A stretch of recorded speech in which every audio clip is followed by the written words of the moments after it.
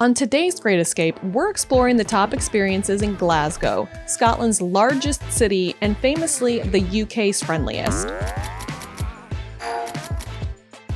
From cinematic architecture to world-class museums, an incredible music scene, and locals known for their wit and warmth, Glasgow balances gritty authenticity with cultural sophistication.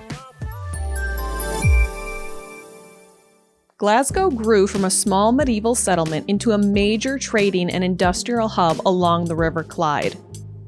The city is a living film set, real, evolving, unapologetically its own. Here are the must-do experiences to get a feel for the heart of the city. The University of Glasgow feels like a storybook brought to life. Its Gothic cloisters, soaring spires, and quiet courtyards are often compared to Hogwarts, and it's easy to see why. Founded in 1451, the university is one of the oldest in the world. Very impressive. University of Glasgow. It is gorgeous. That's a showstopper. And that sense of accumulated time lingers in every arch and walkway. It's no surprise its spaces have doubled for other worlds on screen, appearing in series like Outlander, where history and imagination quietly overlap. Wander the grounds on your own or join a guided tour to uncover the stories embedded in the stone. Just steps away, the Hunterian Museum serves as Glasgow's cabinet of curiosities, a blend of science, history, and the delightfully strange. And if that doesn't quite satisfy your curiosity for the historic and unexpected, the next stop definitely will. Glasgow Cathedral is a rare gem, the only large medieval cathedral in mainland Scotland to survive the Reformation with its structure intact. It's a pure example of Scottish Gothic architecture, ribbed vaulting, pointed arches, and stonework that has stood since the 1200s. I'm gonna check out his tomb. Head downstairs and you enter the oldest part of the building, a vast atmospheric crypt dedicated to St. Mungo, the city's patron saint. His tomb became a major pilgrimage site in the Middle Ages, turning this lower level into Glasgow's spiritual core long before shipyards and skyscrapers rose. The cinematic vibes are real. Outlander also filmed scenes here. The cathedral practically begs for whispered plots and clashing swords in its shadows. And just a short walk behind it, things take a turn for the grave. The Glasgow Necropolis rises on the hill, a Victorian city of the dead, watching over the living. Perched on a rocky ridge above the city, the Glasgow Necropolis is one of the most significant Victorian cemeteries in Europe, created in the 1830s as a landscape solution to overcrowded churchyards during Glasgow's industrial boom. Roughly 50,000 people are buried across its 37 acres, including some of the city's most influential figures. Scenes from The Batman with Robert Pattinson, 2022, were even filmed here, drawn by its dramatic skyline views.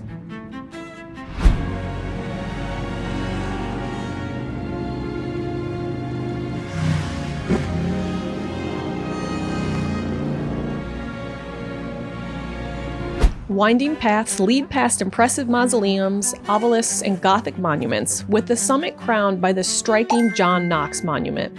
It remains one of Glasgow's most atmospheric places, where grand design, history, and views of the living city meet.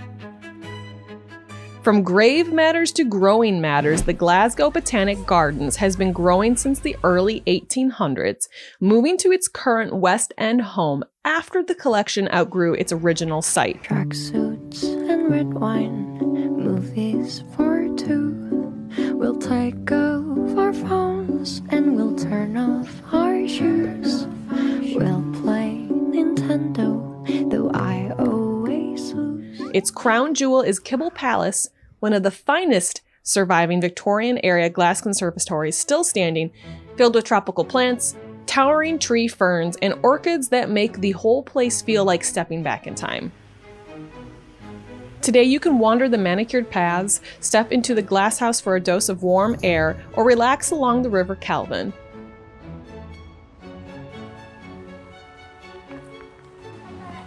From the calm, curated beauty of the Botanic Gardens, it's just a short wander to something a bit more hidden, the 60 Steps.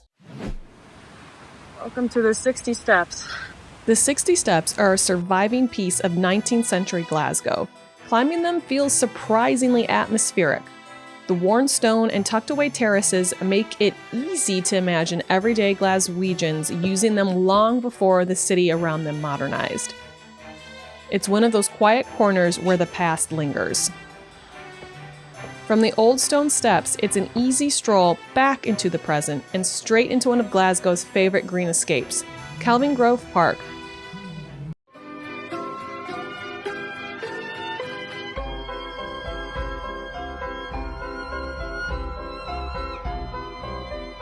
From there, we can trade nature space for gallery space. The Kelvingrove Art Gallery Museum is essentially Scotland's Smithsonian.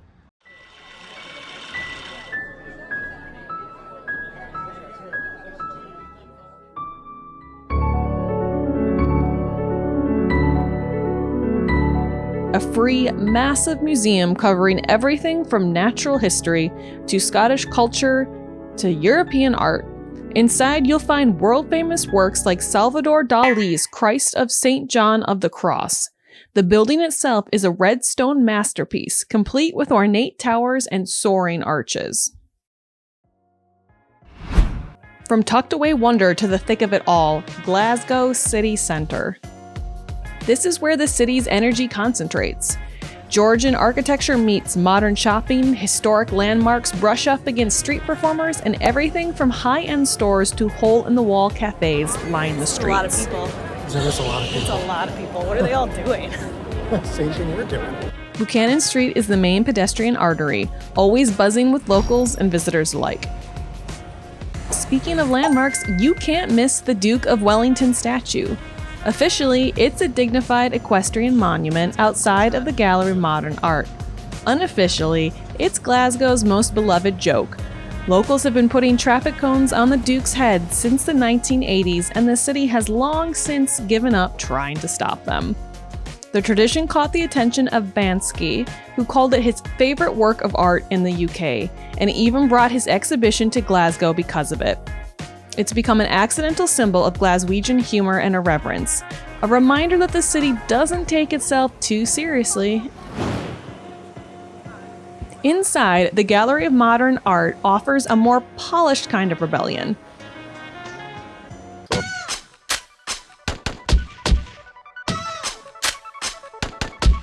Housed in a grand neoclassical building that was once a mansion, then a library, GOMA now showcases contemporary art from Scottish and international artists. It's free to enter, thoughtfully curated, and often features bold, provocative works that challenge the status quo. The building's history, and its cheeky cone-topped guardian outside, make it feel like the perfect marriage of old Glasgow and new. From gallery halls to city walls, Glasgow's Mural Trail. This open-air art gallery sprawls across the city with massive, colorful murals popping up on building exteriors throughout the center and beyond. You can follow the official trail or just stumble upon them as you wander. Either way, it's street art on a serious scale. Beyond the visual arts, Glasgow's other strength is its live music scene, an experience you can't miss.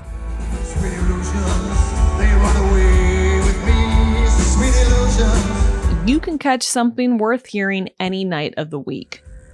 We came for PETER Capaldi, a truly timeless experience.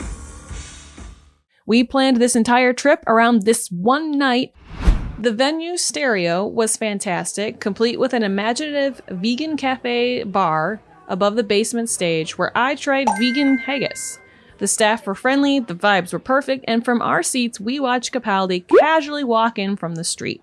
He met with fans before and after the show, being very generous with his time and was gracious to everyone.